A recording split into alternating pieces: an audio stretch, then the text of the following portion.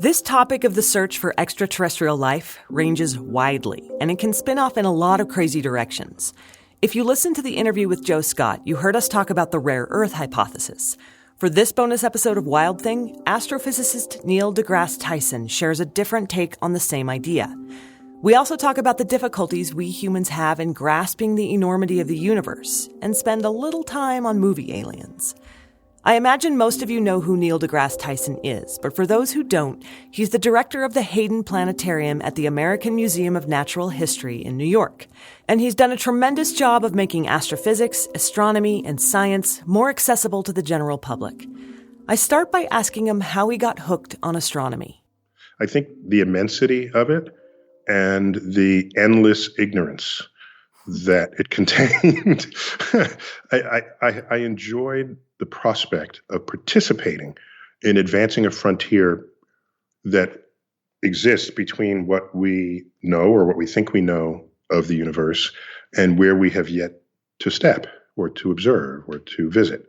And I've felt that way since I was 9 years old. So I've been at this my entire life. Yeah. And the immensity is an interesting point because for me, I find that very daunting. Like, you know, you're on this ball of mud that is hurtling around. There's some iron in there, too. Yeah, there's some iron. There's some iron. It's zipping around this flaming ball of hydrogen. There's some rocks, too. Some rocks. All right, fine. You're so picky. But, you know, we're whirling around this flaming ball of hydrogen in a solar system that's just one of many, in a galaxy that's one of many. I mean, this is enormous. And you start thinking about there's other galaxies out there. And then beyond that, we could be galaxies within galaxies within galaxies. It's like Russian nesting dolls. How do you come to terms with that? Because to me, it's just like overwhelming and I want to crawl back into my little shell. Well, apparently, most people don't come to terms with it. I think perhaps they fear the uncertainty of it or the loneliness of it when you contemplate the vastness of it all. Mm-hmm. And so historically, religion has provided a very powerful and potent resource for people to feel comfortable with those boundaries between where you are and the unknown, but between life and death, between earth and not earth, between the beginning and the end. So I think it's harder to become a scientist if you must have answers to every question you pose to yourself. People who are deeply religious are more content with what leaves others uncomfortable about the unknown because they have answers for it. And that they don't spend their life anguishing over the answers to those questions. Or if they do, then they're religious and they become scientists, which is more than half of all scientists in the West would claim strong adherence to a religion. In the West, it would be Christianity primarily. So to be religious and to be a scientist is not itself mutually exclusive. But you have to draw some lines, all right? You're not going to say, this is happening because God did it, now I'm done. You're going to say, this is happening, I don't know why, let me go find out. So the curiosity manifested in your activities is really what matters between whether you're a scientist or anything else. Yeah. You mentioned something at the very beginning of that. You talked about loneliness. Are we alone? Do you think we're alone? It's not likely if you just look at the numbers and if you analyze it. You look at how old the universe is, how big the universe is. You look at what we're made of, the ingredients, and you find these ingredients everywhere in the universe. Some of the ingredients landed here in meteorites. They're amino acids, building blocks of proteins that show up in meteorites that fall from the sky. And so when you add all this up, you say to yourself, it would be extraordinary if Earth were the only place in the universe that contained life. It would be so extraordinary as to be like, you'd wonder what's going on. Like, how is this even possible? So anyone who has studied the problem, even in the absence of affirmative data to say there is life, will tell you that it's highly likely that there's life out there. It's just a matter of time before we find it. Yeah. So would you say that then that's probably the most compelling argument for extraterrestrial life is the fact that the universe is so big and these elements that are precursors to life that help build life are not that rare? Yeah, they're not only not that rare, they're the most common ingredients in the universe. So I'm making a stronger statement than that. In addition, life got underway on Earth almost as soon as it possibly could have. So if you sort of look at when Earth started getting slammed by leftover material in the solar system. So the term we use for that is accretion. So there's Earth, and then there's still leftover material. This still accumulates on Earth, makes for a very hostile surface. When most of that gets swept up, then the surface begins to cool. And when you have a cooler surface, you can make larger molecules that are stable. When you get big molecules, there tend to be places where they break apart if there's energy introduced to it. And so energy like a colliding asteroid, high temperatures, this sort of thing, stress to the system. So when Earth calmed down, start your clock. How long after that did we have the first evidence of life on Earth? It was about 100 million years. Now, it sounds like a long time, but compared to the 4.5 billion years that Earth has been around, the fact that 100 million years ago, dinosaurs were roaming the Earth, so 100 million years is nothing.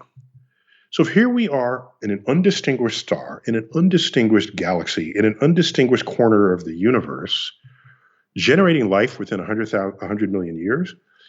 For you to suggest that Earth is rare, probably if we part the curtains, you will have other philosophical reasons for requiring that you believe it's to be so. Often it's a religious reason that Earth is the special point of creation in the whole universe. So usually there's something else driving it, and it's not the data itself. So you are not a rare Earths person by any stretch of the imagination. So rare Earth, that whole concept, is adding up factors that by the end of your argument, you're saying we're special. Now, just let's back up for a minute. We've been launching the we're special argument ever since we've had consciousness, right? We want to, and it's natural. Not only we're special as a species, but you're special as an individual. Just look at how much energy we invest in boosting that emotional state within us.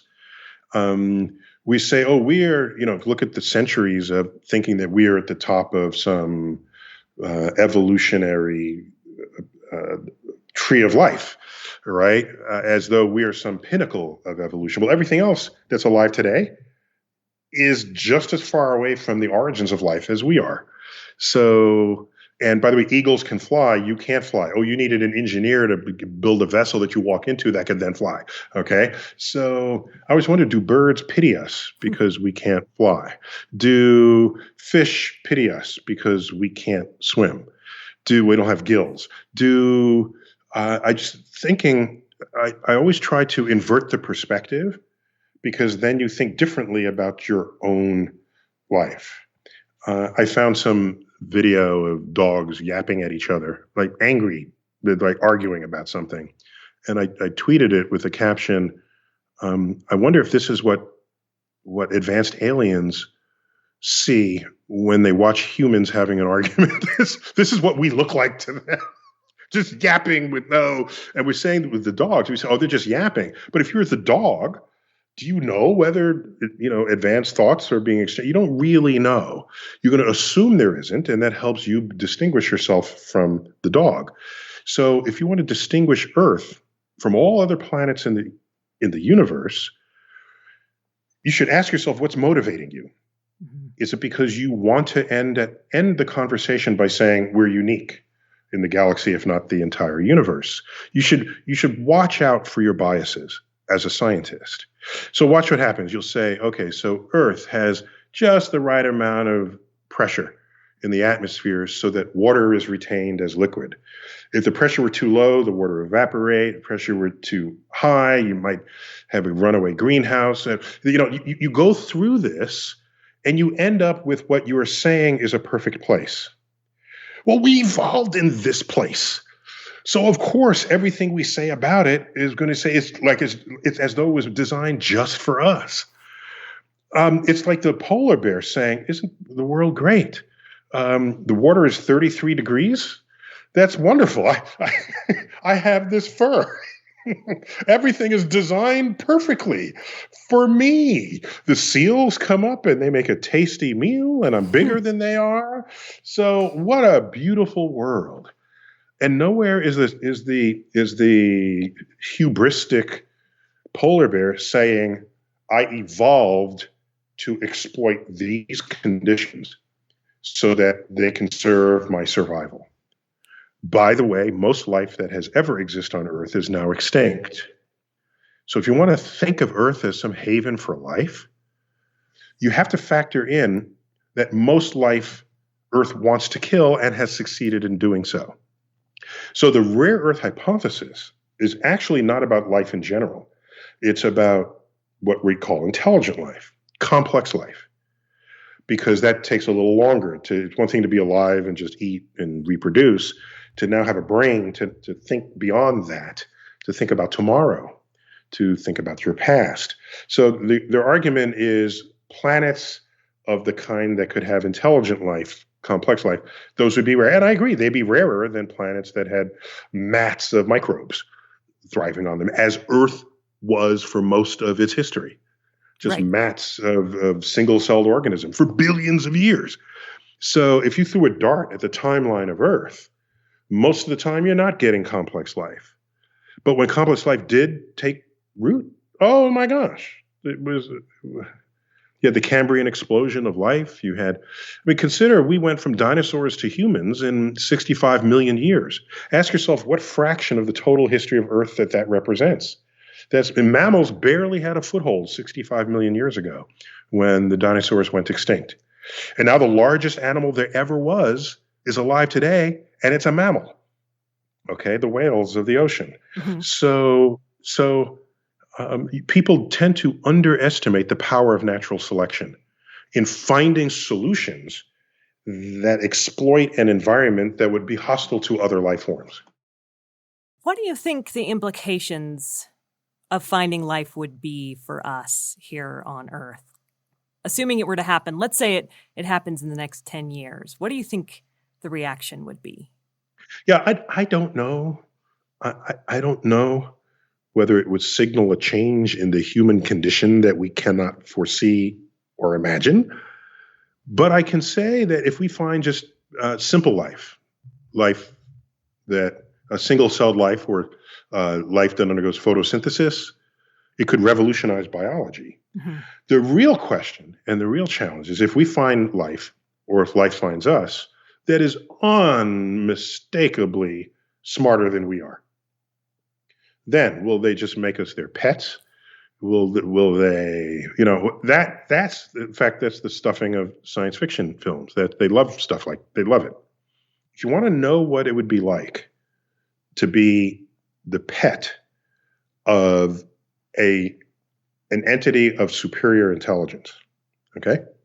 Just ask yourself, what are the things you do with your pets to get them to obey you, okay? You tantalize them with a treat because you know they want the treat. This is how you teach them to sit down, or to roll over, or to beg. All right, then they get a treat. We train them for our own amusement. Okay, less so with cats.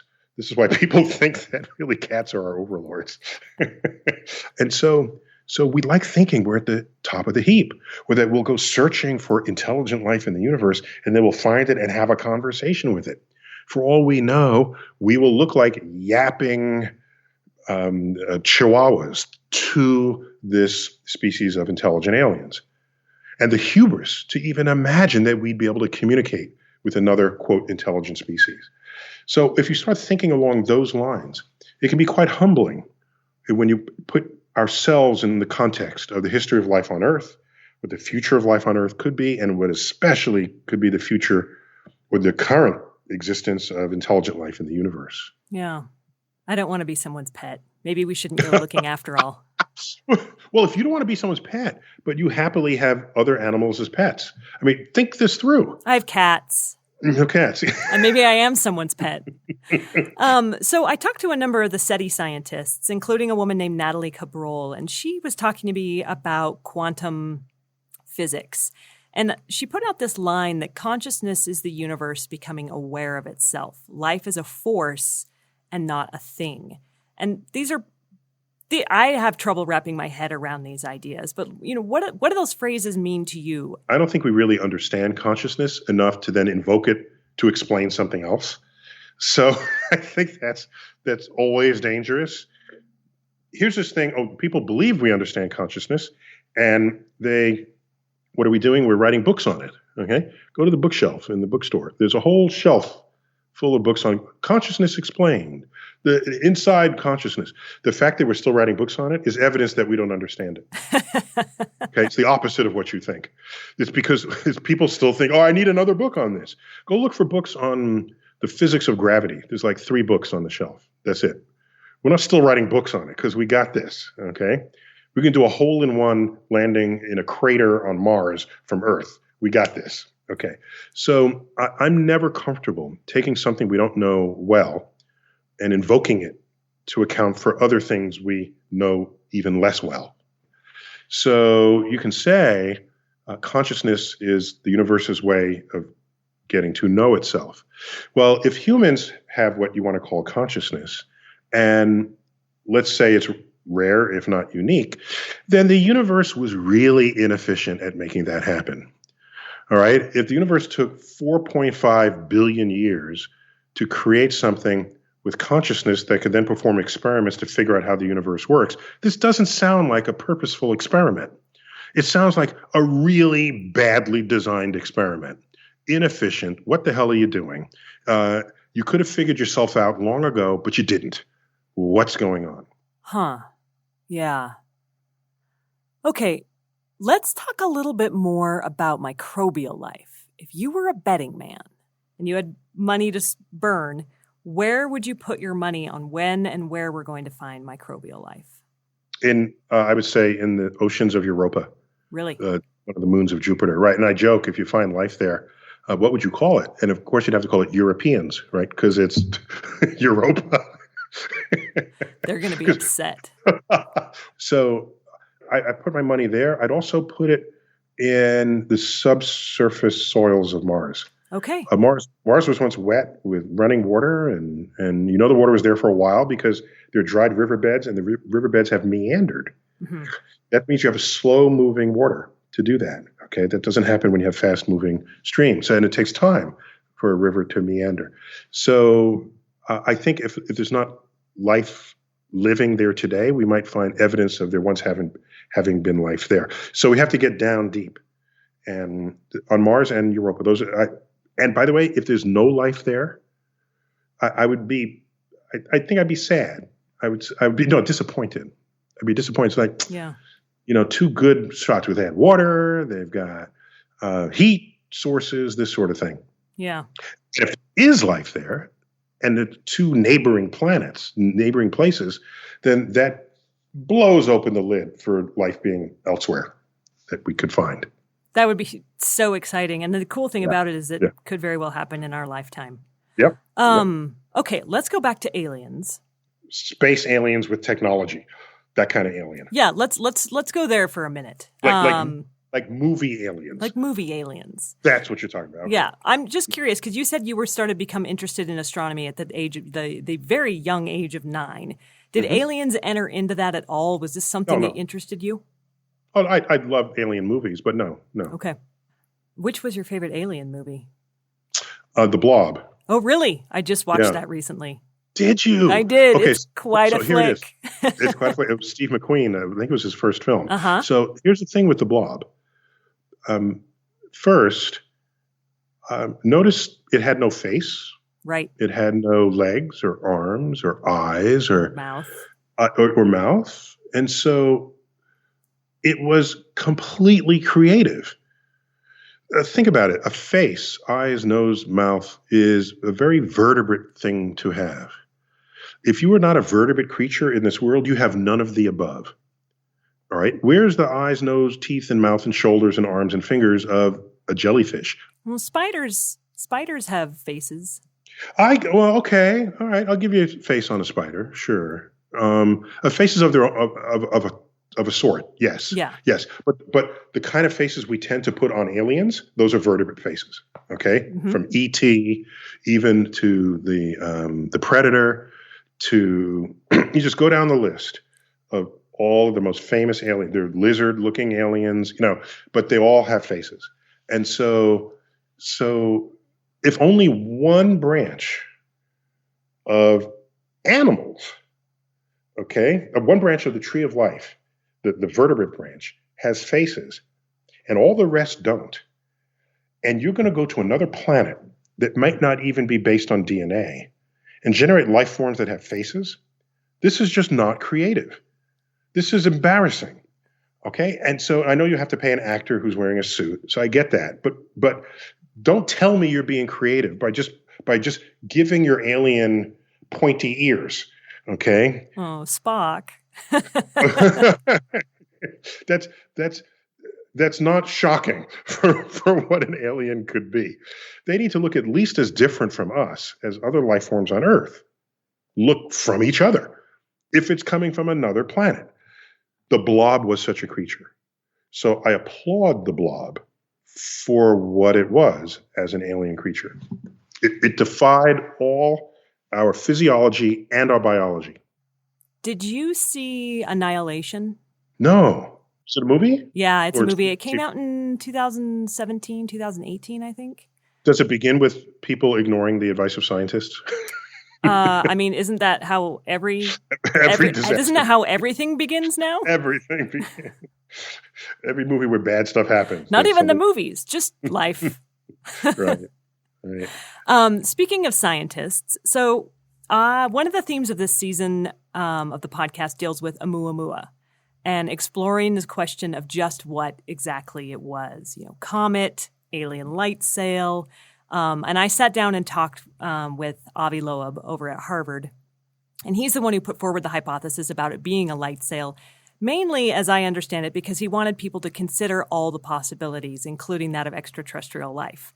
What was your response to the Oumuamua reaction?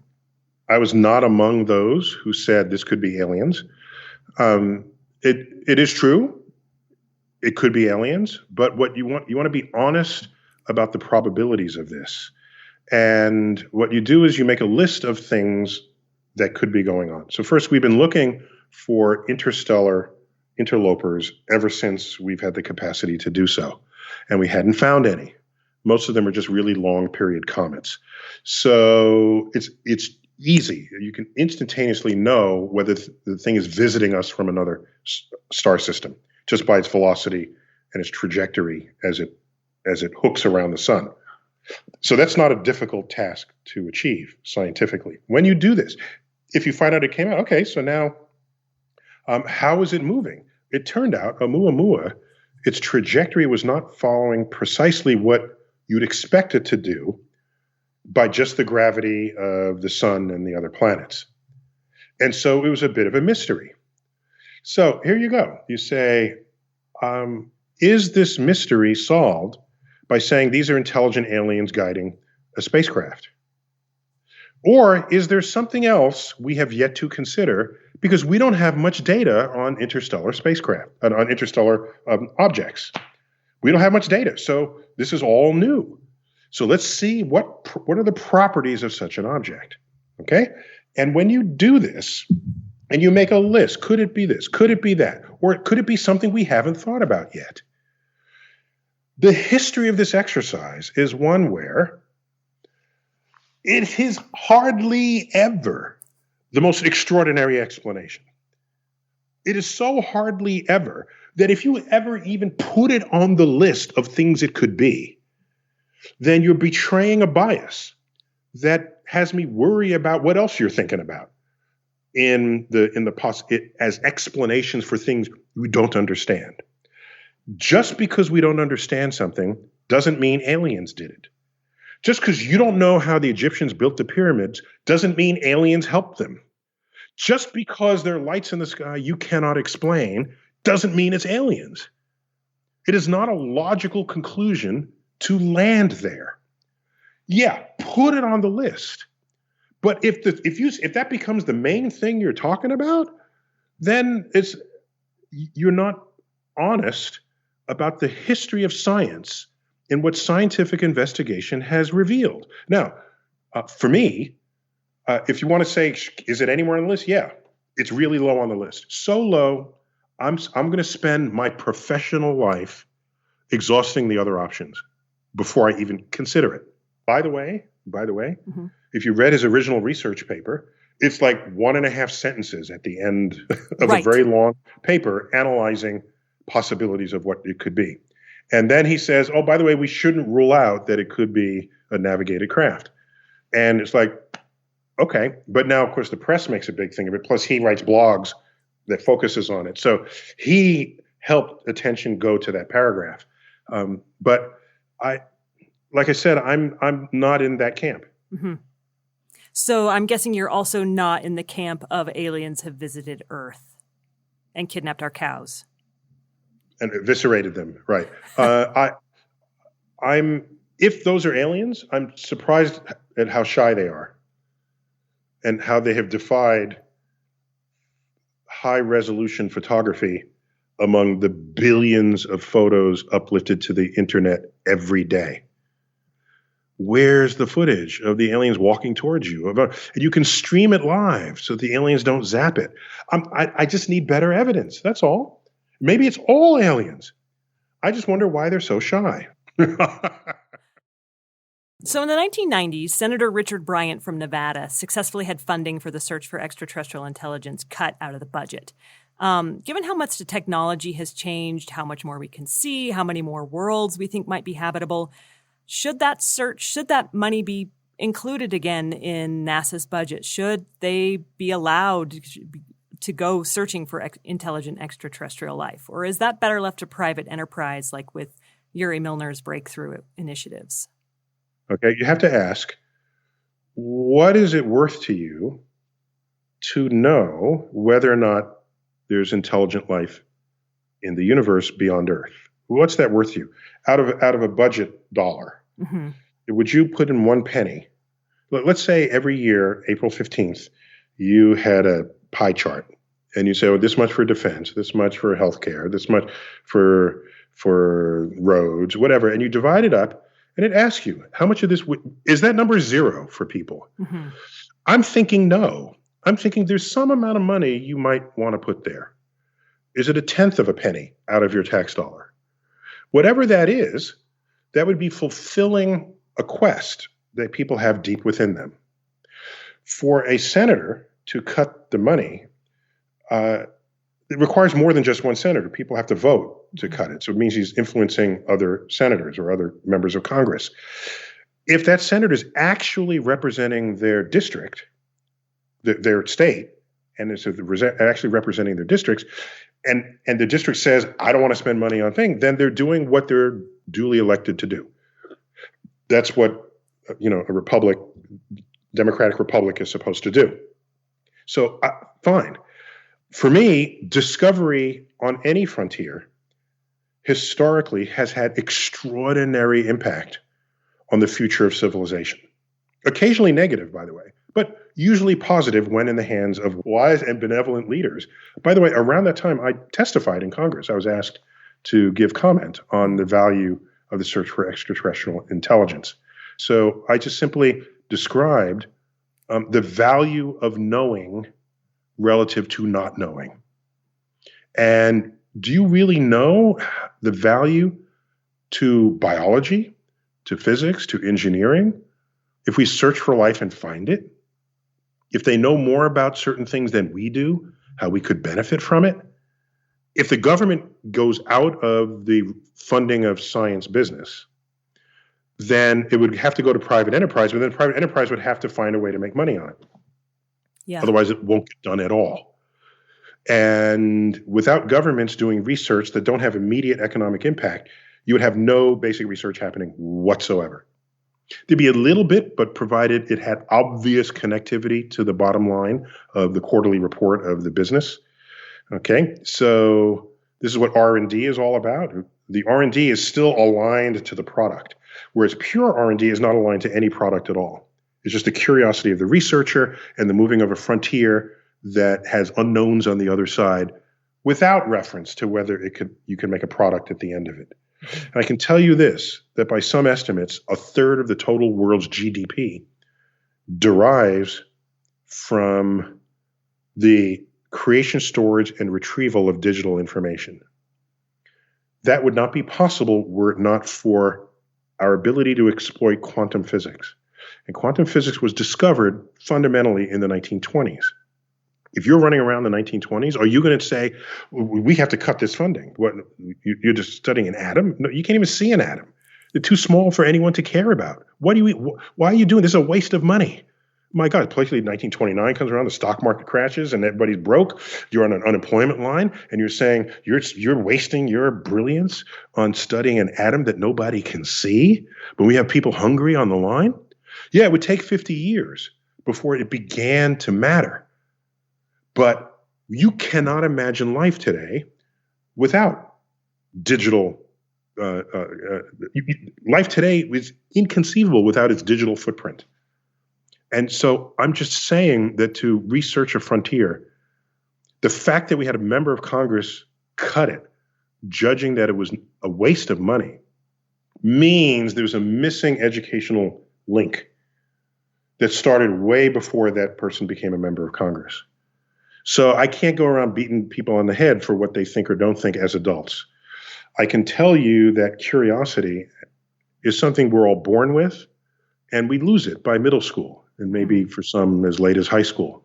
For those that retain it, they become scientists because everything about them is, I don't understand this, I want to figure it out. Because scientists and engineers, they want to figure it out.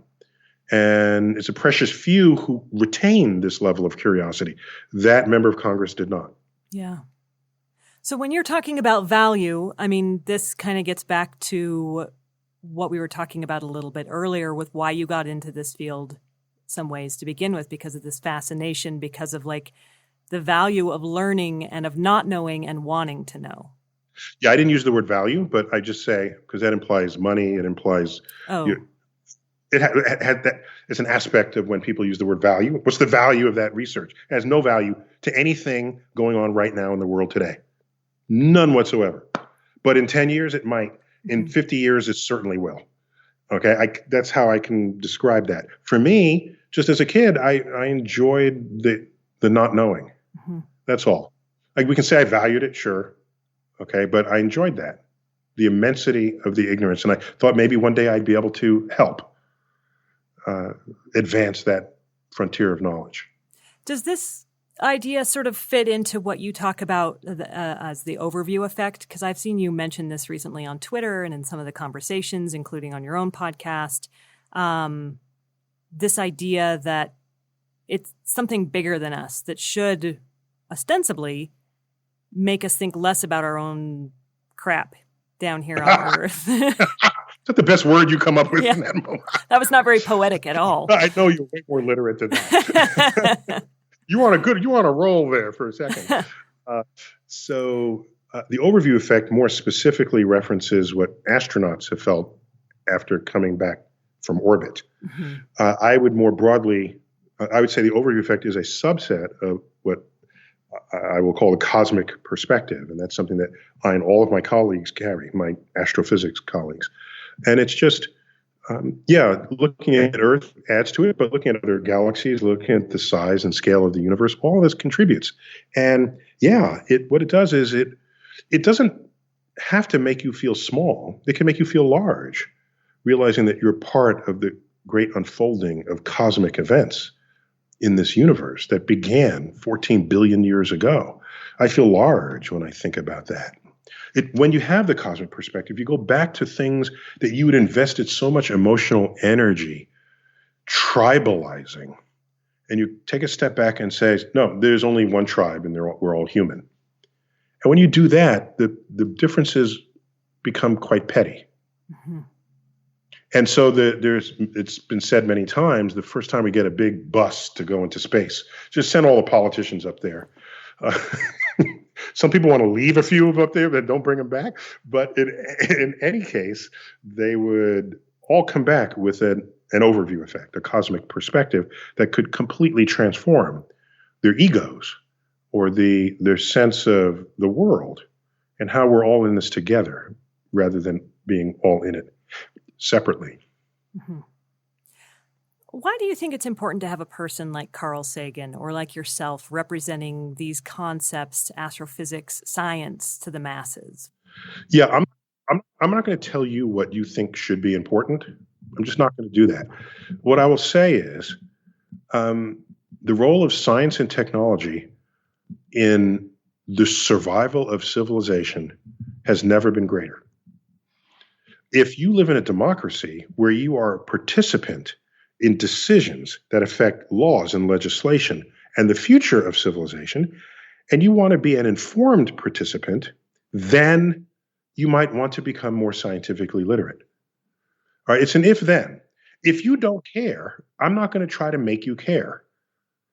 But if you do care about your health, your wealth, your security, the health and wealth security of your offspring, their offspring, the 7 generation down, if you care about them, then you care about creating a world and leaving them a world that they'll be proud of. What do you want subsequent generations to think of you? That's all. So I think it matters. It matters if you want to be an active participant in shaping the future of civilization or become a better shepherd of civilization than we have been in the past decades. That was astrophysicist Neil deGrasse Tyson, the director of the Hayden Planetarium at the American Museum of Natural History. For more astronomy insights, you can watch him on the TV as he hosts the 3rd season of Cosmos, listen to his podcast, Star Talk, or follow him on Twitter, @Neil Tyson. You can follow us, too, @WildThingPod. And for more about Wild Thing, check out our website, wildthingpodcast.com. This podcast is a production of Foxtopus Inc. Our executive producer is Scott Carney, editing is by Alicia Lipinski, and the score and sound mixing come from Louis Weeks. I'm your host and creator, Laura Krantz.